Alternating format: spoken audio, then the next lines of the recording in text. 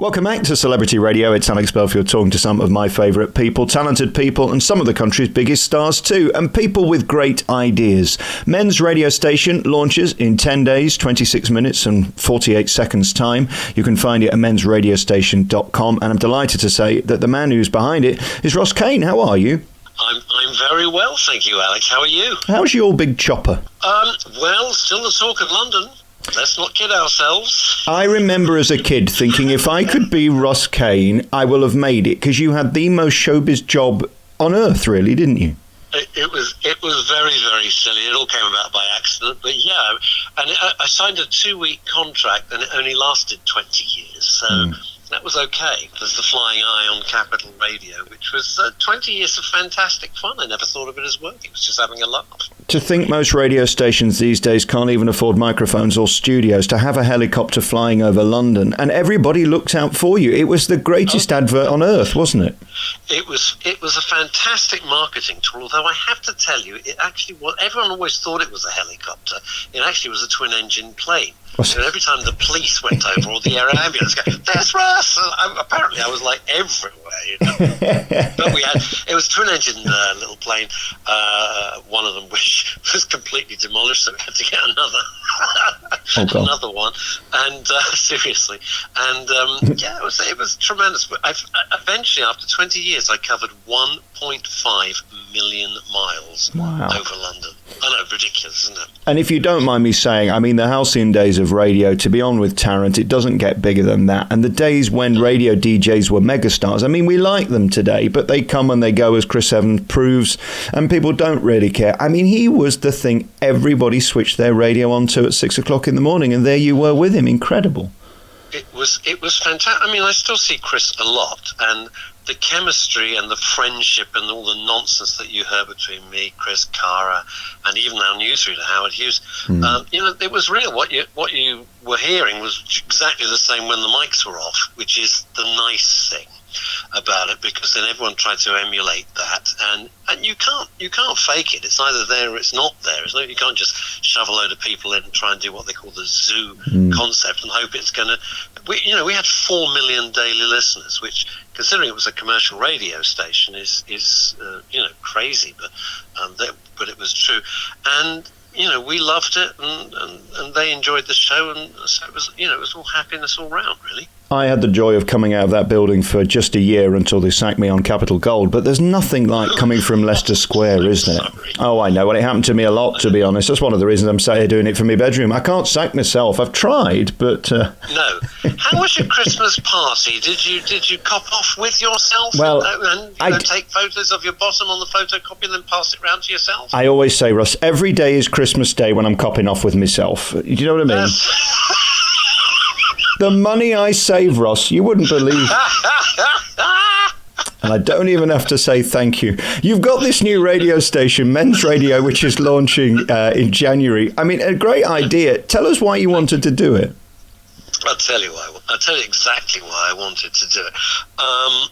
I started something called the Espresso Bar, which is a private Facebook group, getting up to 2,000 people now, and I haven't really pushed it, where guys 40 plus can go and talk about things that really worry them. And I'm not talking about, Spurs lost last week, or the price of beer has gone up. I'm talking about real issues like depression, mental health, physical health, relationships, not just relationships with your partner or your wife or whatever, but with your kids, and also, as we get older, finding ourselves what I always call in the sandwich generation. So you're trying to look after your kids, and also your parents are aging. And for example, in my case, my mother had dementia, Alzheimer's, for 16 years, and she passed away this year. So, you're trying to cope with a lot of stuff, and also, I get messages like, I'm 50, and suddenly I'm on the scrap heap. So it's stuff like that, and there seemed to be such a demand with this Facebook group that I thought, well, there's women's radio station, we should have the male version. So I spoke to the owner of that, and then we partnered up, and we've created men's radio station. Alex, I hate the phrase safe space, because it just sounds kind of wimpy to me. But I really wanted to create a safe space where men can phone in and talk and get advice. I won't be giving the advice. I'm not qualified, but we have a whole team of, doctors and counsellors, psychiatrists, oncologists, all of that on standby, so that when people phone in, they can get proper advice, and we'll handle issues, week on week. That's the idea. Obviously, we can go to the website to find the radio station. How will it work as a format? You can go to mensradiostation.com. Will it be live some of the time and then repeated? How does it work? Yes, that's exactly right. We're going to be live on a Sunday. At the moment, we're going to do 12 to 3. That seems to be a pretty optimum time. And then the show will be repeated throughout the week, which is not just great for us, but quite honestly, commercially, it's great for the advertisers, because they get their adverts repeated, throughout the week. And then we're going to try it that way. And then if it takes off, then we can extend those hours. But at the moment, we're just going to be, kind of modest with our ambitions, but and do it sensibly to start with. Do you think there's a need for this? I wonder, with all the talk radio stations in the world, why somebody else isn't doing it. Is it because they're embarrassed? Is it because if it was on FM, people wouldn't phone in? You've hit the nail on the head. You've used one word: embarrassed. And for example, even when I didn't do a mass joining of people without their permission, everyone on, for example, the Espresso Bar on Facebook, has to apply, and I look at it, make sure it's genuine, and then I'll approve or not approve. Same with the posts that go up, so we don't have any nonsense. But when I said to people, all right, now we're up and running, tell your friends, a lot of them said, we'd be embarrassed to tell our friends. We don't want them to know that we're here, because there is still, even as we head into 2019, a stigma that somehow you've failed, or it isn't manly enough, or somehow you're inadequate because you need help. None of that is true, of course, but it takes a long time to weed out those particular emotions, and that's why we wanted to create Men's Radio Station. It's very clear, this is the place for you. Talk about whatever you need to talk about that's on your mind and that is troubling you. I've never known a time where we talk more about mental illness, especially with young men as well. It seems to me that the suicide of young men is something that's got to be tackled because it's hugely concerning. And it's not just happening in London or somewhere else. It's happening down the street. We've got to do something about it. Well, one of the things which really kick-started the whole thought process in what passes as my mind was I was doing another show, BBC Radio London, and I was going through, just happened to be suicide statistics that day that I was doing it. 80% in the UK, 80% of the suicides are men, 20% women. And I thought, well, not only is that an enormous disparity, but how worrying is that? And those figures are increasing, because I think everybody feels very, very pressured. And you're absolutely right. If we can do anything to alleviate that, then it's been worthwhile. Will you be hosting the show, and then you'll get different people in on different subjects every week? How will it work? Yeah, basically that. I'll host the show because I'm cheap, basically, and available. I'll host. And cheap and available, and hey, I'm local. Thank you.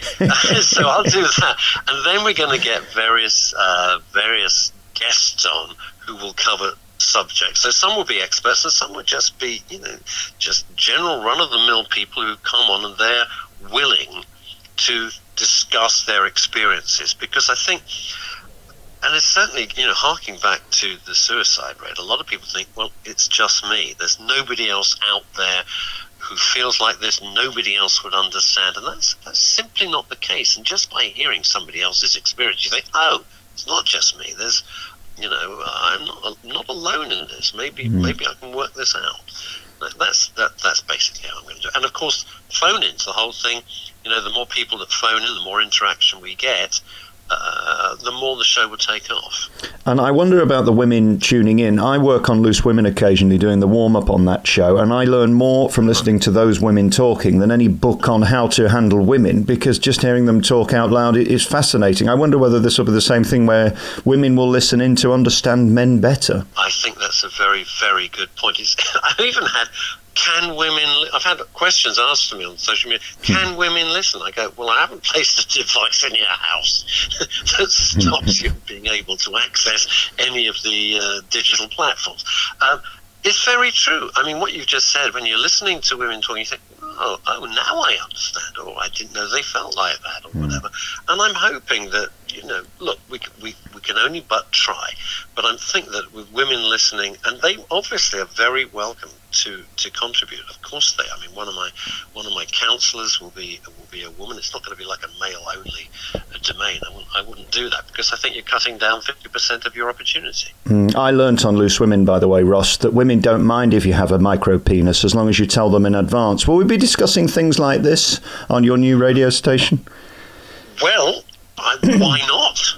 I mean, it's not something I'm pleased to say that that has crossed my mind thus far. What, but, my micro penis, or just generally? Well, I wasn't going to bring it up, Alex, and neither were you, by the sound of it. You've seen the posts on Facebook. They can be very wounding. People don't understand. It's all very well Carol McGiffin saying it's not a problem, but well, this Christmas party was hard work. Did you kind of work your way through the panel bit by bit, or? Well, Colleen wouldn't talk about it. She refused. No. Although she did say it reminded her to get some chipolatas for the Christmas dinner, so that was nice of her, I thought.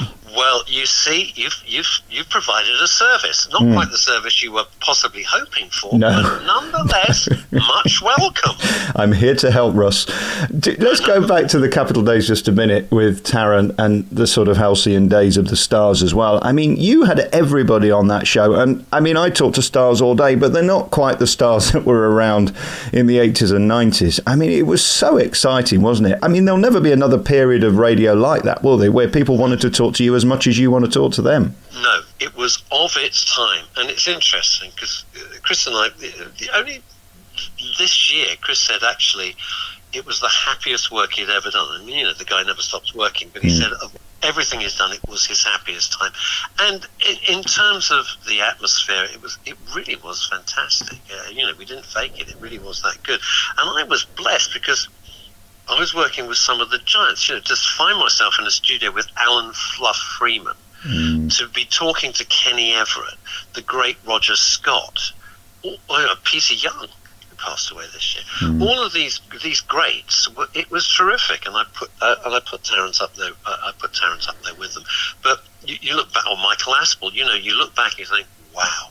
Because they were groundbreaking broadcasters and legends, and then to find myself from absolutely nothing to be with them was fantastic. And I kept kind of pinching myself. This is just great. And you learnt a lot. I mean, you learnt what was good, and you learnt what was not so good. And that's why they lasted. Whenever I have people on like Sue Pollard, I always say, you're going to bring back Heidi High. Is there any hope one day that Chris will come back and do a daily show with you? I mean, there's enough moving around, whether it be at Radio 2, Virgin, or anywhere, really. Do you know, it's something privately we've talked about, just casually over a drink. And I think our problem is that it was of its time. And it's not the 80s and 90s and early 2000s anymore. The world's moved on. A lot of people said, God, if it came back, we'd absolutely listen to it. But what would scare me, and I do use the word advisedly scare me, is that the expectations would be so great. They want to be cracked up, and guffawing and falling about like they used to. And everybody's older now, and I don't know if they have the same sense of humour. I don't know if we could replicate it. But we all evolve the way the world evolves. I guess we've all grown up together, and we'd all be at the same place, wouldn't we? It's just relative to the 20 years since you last did it. I know. Yes, like 2004. 2004 it stopped. Yes, because we'd all, it reached its course, and you've got to know when to get out while it's still good before it goes down. And starts to lose its appeal. It would be interesting. I think we'd be very approach it with great trepidation. But I know a lot of people said, well, why can't somebody bring that back? It would be terrific. I don't think we'd persuade Cara to come back from Los Angeles. I don't think that's going to happen. But get her on the phone. Nobody would know. It's radio. We could get country. I always see when I'm out there, and she looks. I have to tell you, blimey, Los Angeles life works very well for her. She looks younger than ever, which is quite frankly infuriating. Yeah, it's sickening, isn't it? I don't know. It's sickening. Yeah. It's annoying. Yeah, people who are doing well and looking great, it doesn't work well with my disposition either. I think I need to phone one of your programmes, really, to be honest, Russ. I'll get the number. I think you should. I mean, for example, that Russ King. What's he ever done for you? Nothing. Useless. And there is out there, married to the most beautiful woman you could imagine, a fabulous house that I went to underneath the Hollywood sign, and I thought, the hell with you, Russ King? Flirting with that Lorraine on ITV. You can't stop him. Yeah, it's obvious what's going on. We all know. It's unspoken. He doesn't need Brianna anymore. MRS is the new radio station. Men's radio station will be available from January. You can go to the website, mensradiostation.com. Russ Kane, thank you so much for your time. It's great talking to you. Thank you so much. I really, really appreciate it. May I wish you a very happy New Year and all the very best. I've got a New Year's party to get to now by myself, so I'll have to dash.